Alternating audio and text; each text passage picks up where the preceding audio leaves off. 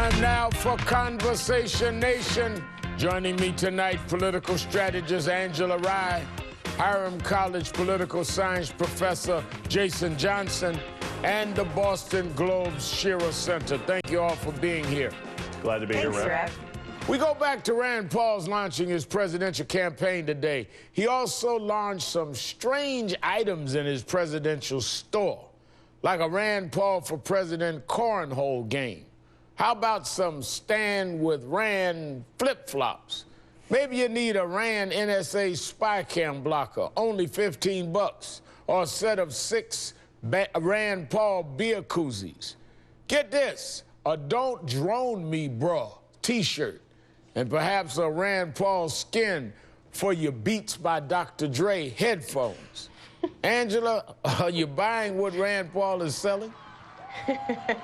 I'm not buying anything from the store or any of the words coming out of his mouth, Rev. This is not a candidate for me, or I think for most of Americans once they get past this 30,000-foot level. Right now, he's managed to unite libertarians, Tea Party members, and black people all in the same opening address. And this is some of the talking points, Rev, are things that you easily could say and or write. So I think it's only a matter of time before Don't Drone Me, Bro, and his flip-flops and everything else start to not being able to pass the smell test. Well, Jason, can he sell the stuff in his store as well as the things on his platform that he laid out today? Yeah, definitely. I mean, look, remember, this is the guy who, after the SNL sketch, started a whole trending hashtag of DJ Ron Paul.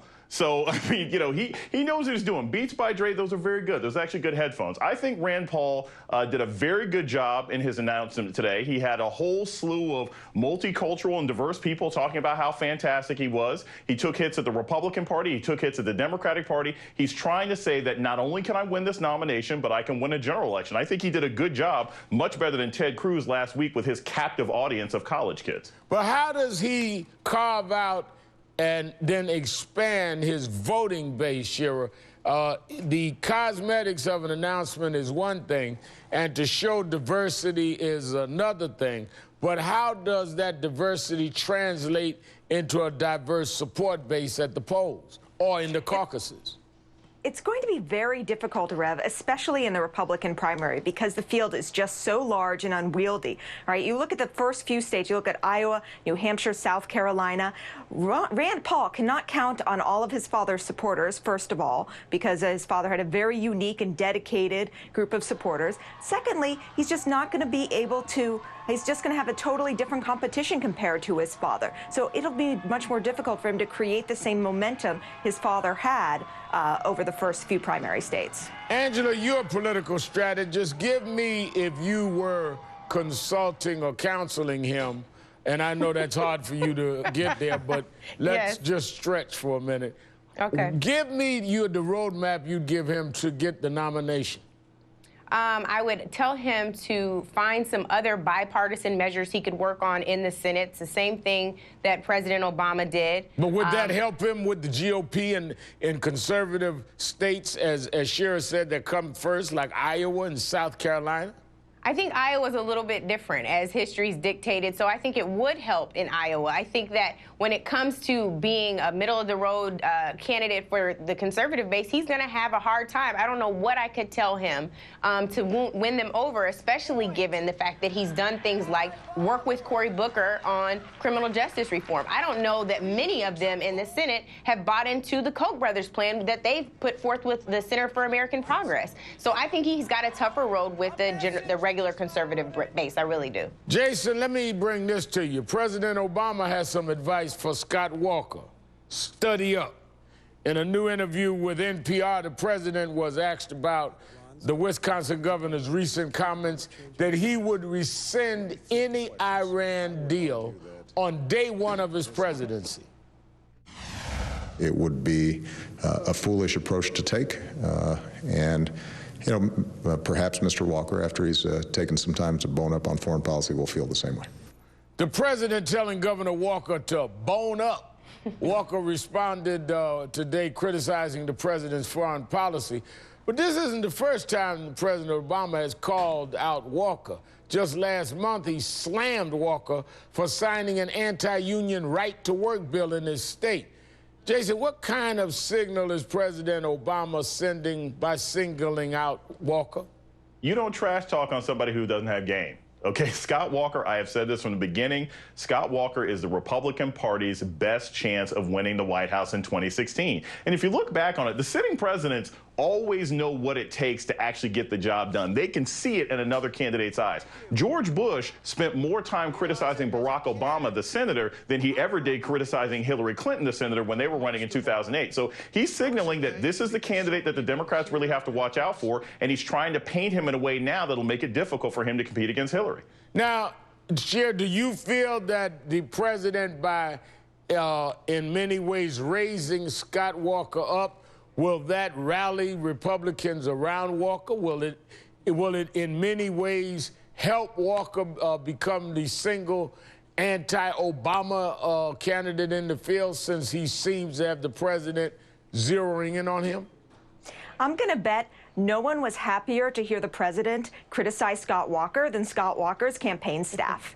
I mean, for them, that's great. It means the president sees him as a viable challenger, could see him in the top of the field. I mean, it sets up a confrontation that Scott Walker would love to have directly with the party's current opposition. So I think it does say something about Scott Walker standing in the field. I wouldn't call him the front runner. I would probably just call him in the top tier of candidates.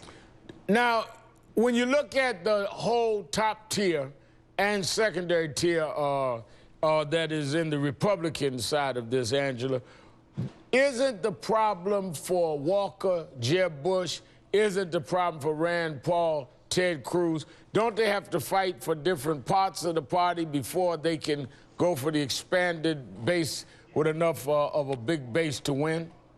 I think they absolutely do, and you also have folks like Ted Cruz and Rand Paul that just have to generate a track record of doing something besides filibustering, besides talking. What does your record show? What have you actually accomplished? So you also have that type of questioning. Anybody can come on air or deliver a speech and give excellent talking points, but what can you deliver for the American people? What Scott Walker has demonstrated is that he would be anti-union and that he doesn't have any foreign policy substance.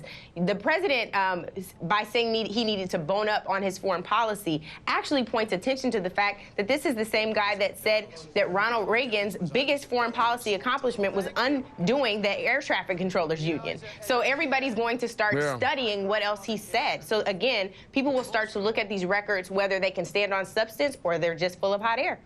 Jason, Mitt Romney isn't just the 1%, he's the top 0.1% on college basketball brackets. Romney picked Duke to win it all last night, and the Blue Devils beat the Wisconsin Badgers to win the championship.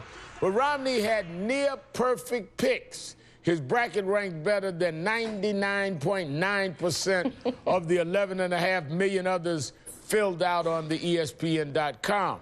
And last night he tweeted, should have put that $10,000 on my bracket.